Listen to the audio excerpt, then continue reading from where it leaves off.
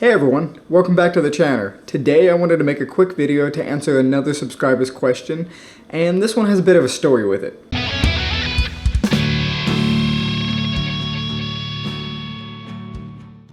So now that I'm teching, I get to... Oh dude, I love teching. Who are you and why are you in my house? So, now that I'm a guitar tech, I get to meet some pretty cool people, and one of these people that I met was Cameron. He was a really nice guy. He came in to get his guitar set up. He came with his mom.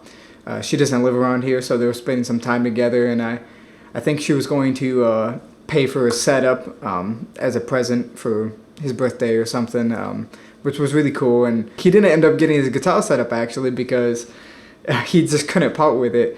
Cameron ended up in the shop for quite a while. We talked about tons of different things, and one thing that came up was how I blocked my Tremolo system on my Ibanez. Anyways, he also subscribed to me on YouTube and left a comment asking me to make a video on how to block a Tremolo system. So today I'm going to show you how to block a double locking trem and also show you how to hardtail Strat style. So first, let's go ahead and grab the guitar. Alright, here's the guitar. This is just the one I use on most of my videos because it's old. I beat the crap out of it, and I've been upgrading it over the last few years. So the next video I have coming out is also going to involve this guitar. I don't know why I keep using a cheap Ibanez Geo when I have, you know, a nice Ibanez Premium and a Schecter KM7 Mark III, but this is the guitar that I blocked my trem in because, let's be honest guys, the cheap Edge 3 that was in these guitars wasn't the most stable. It would stay in tune, but you know, when you tried to use the whammy bar, it wouldn't come back to pitch perfectly. So I went ahead and blocked it, and I'm gonna go ahead and show you how I did that.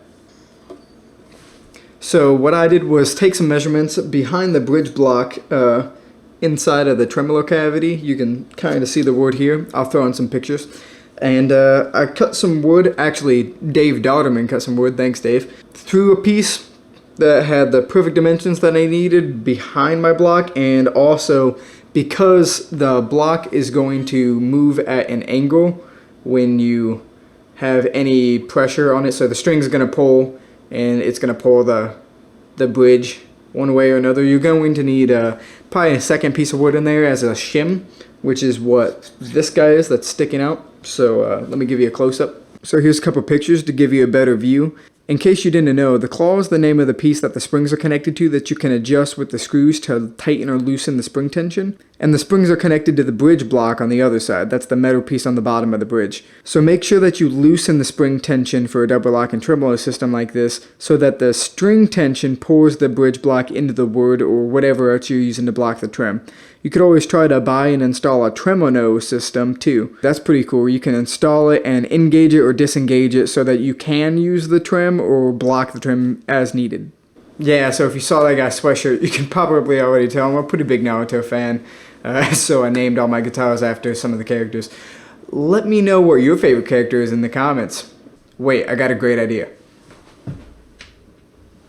Alright, there we go, got Kakashi. Now, since you're already watching this video, you probably already know what blocking a tremolo is and what it does, but for somebody who doesn't know why they should do it, it's just because if you want to drop tune or change the tunings a lot in general, it's a lot of work when you have a double lock and tremolo system because you would have to unlock the nut, change your tunings and reset the tension on the springs for the trem, or maybe you just got a trem that's kind of unstable like the Edge 3, or at least mine was not the most stable, and you just want to block it. But in any case, it's pretty simple to block. You could throw, you know, different things in there. I think the wood is probably the best option. I've seen people stack pennies and, you know, tape them together and get the right depth that they needed and stick that up in there. But I used wood, like I said, just two pieces. One is just to shim it so you can get that angle nice, so you can get the top of it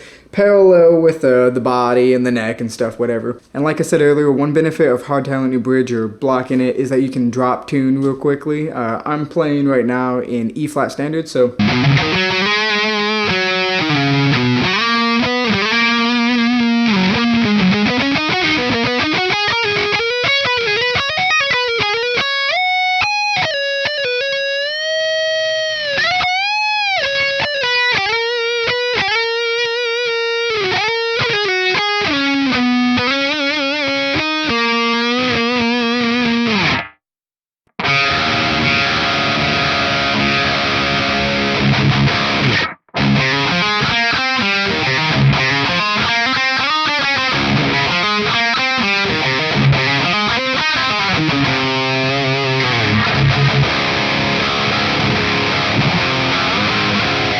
I think you get the point. It's pretty simple. If you have any questions, leave a comment, but you can also hardtail a Strat style trem, and that's pretty simple. I can show some pictures for that too.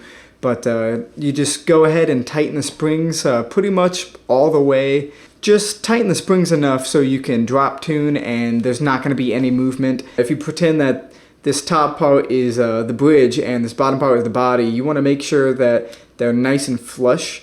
If it's still sticking up at a little bit of an angle, even though you tighten the springs all the way, it's probably just because of the screws for the bridge plate. Make sure that those aren't tightened all the way down because that's going to cause the bridge to lift a little bit. So loosen them up a little bit and you should start to see it come down. That way the bridge meets the body.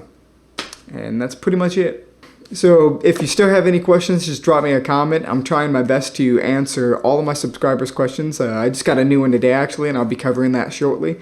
But that's all I have for today. So if this is your first video of mine that you've seen, go ahead and leave me a comment. Let me know what you want to see me cover next. And drop a like and go ahead and consider subscribing or go watch a couple other videos and then subscribe. And if this isn't the first video of mine you've seen, then I hope you're a subscriber already. And again, also let me know what you want to see. My goal with the channel really isn't just to promote myself and make my own music, but it's to help you pursue your passion for music too, just like I'm trying to do right now. So click the link in the description that says music and other files. It will take you to a Google Forms page. It will just ask for your email and there will be a question asking what your biggest problem is in your home studio. And a spot for you to upload some files of your own to have me take a look at if you need. So please go ahead and take advantage of that. I upload all the demos and stems and stuff I do, so that's pretty cool, and I'd love to get to know you guys and know what problems you want me to cover. So yeah, that's all I have for today. You've been awesome. Thanks for watching.